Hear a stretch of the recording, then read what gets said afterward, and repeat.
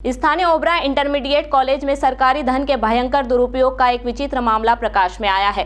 वैसे तो इससे पूर्व में भी समाचार पत्रों में इस विद्यालय में चल रहे भ्रष्टाचार का खेल उजागर होता रहा है, जिनमें टीसी, अंक पत्र के नाम पर अवैध वसूली और विद्यार्थियों को प्रताड़ित करने के गंभीर आरोप लगे थे।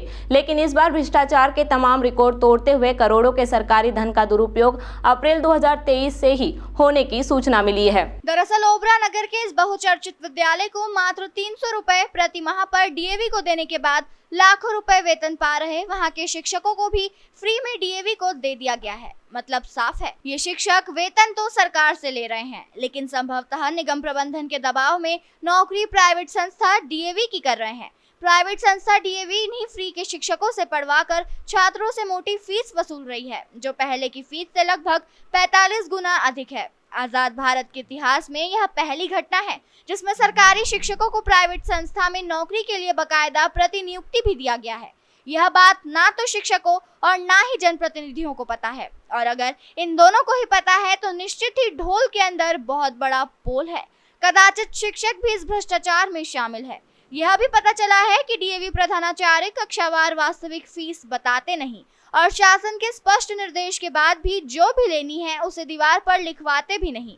विश्वस्त सूत्रों से यह भी पता चला है कि भारी भरकम अवैध फीस वसूली के समय ऑनलाइन भुगतान लेने से मना कर दिया जाता है, क्योंकि इसमें फंसने का डर होता है। जो भी हो, डीएवी के भ्रष्टाचार में निगम प्रबंधन और शिक्षकों के शामिल होने से इनकार नहीं किया जा सकता है।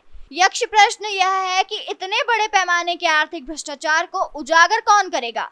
कब दोषियों को सजा मिलेगी? विद्यालय में ये हुआ है कि हमको यहाँ पढ़ना नहीं है। हाँ। हमारा यहाँ से हम लोग जा रहे हैं, हम लोग का कहीं और जाना है, बनारस जाना है, वहाँ पे हम लोग को पढ़ना है। यहाँ पे हम लोग प्रिंसिपल से बोले कि हम लोग टीसी दीजिए। प्रिंसिपल हम लोग को टीसी नहीं दे रहे हैं। हर महीने थोड़ा हम लोग खरेटिया से पैदल आते हैं, धूप में आना जाना करते हैं। कई दिन से हो रहा है ये, और टीसी यहाँ से नहीं मिल रही है, ना स्कूल न रिजल्ट दिया जा रहा है, एडमिशन कराने कुछ नहीं। तो विद्यालय छोड़ने का कारण क्या है आपका? हमारा कारण ये है कि यहाँ पे पढ़ाई नहीं हो रही है अच्छे से। हाँ। और यहाँ पे बहुत सारी ऐसी दिक्कतें हैं जो इसी कारण से हम लोग यहाँ पे नहीं पढ़ना चाहते हैं। और ये हम ही नहीं, कुछ और बच्चे भी हैं जो लोग को वो तो हम लोगों ने देखा। हाँ, देखा। तो आपके पिताजी क्या करते हैं? मेरे पिताजी मजदूरी करते हैं। और यहाँ की महीना फीस क्या है? यहाँ की महीना वही 1700 अगले साल से हो जाएगी। इस साल तो मान लीजिए कोई दिक्कत नहीं है। हाँ। तो अगले साल से हम लोग की औकात नहीं, मतलब पापा बोल रहे हैं पढ़ाई नहीं हो पाएगी, इतना पैसा नहीं है। ये सब प्रॉब्लम है और हम लोग क्या नहीं पढ़ना है। लोग एक महीने दौड़ा रहे हैं, ऐसा दिक्कत है।